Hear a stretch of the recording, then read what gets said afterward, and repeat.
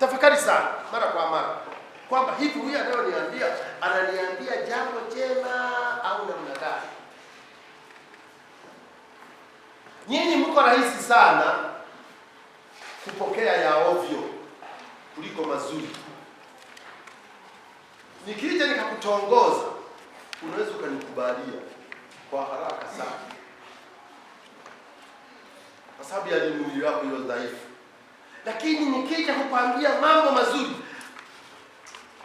wakati mwingine mtu anakuwa mgumu kweli, kwa sababu ya kuzoea kupokea mambo ya ovyo zaidi, na hivyo umeshindwa kupambanua lipi niseme ndio na lipi niseme hapana.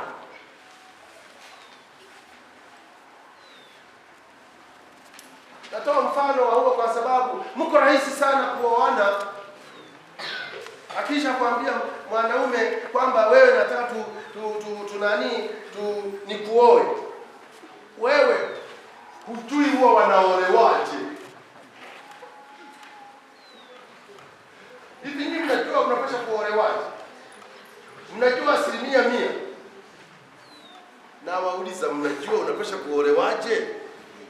Kuolewa kwa sakramenti, sio kuolewa ovyo ovyo tu.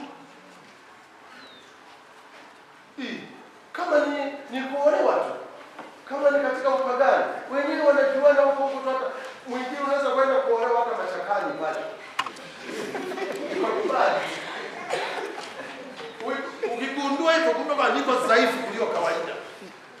Kwa sababu unaweza hata kwenda kulazwa kwenye miti hiyo ukiwa na umako na nyoka.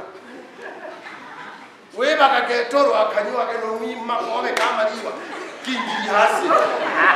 Ndio hapo wenda weba ka.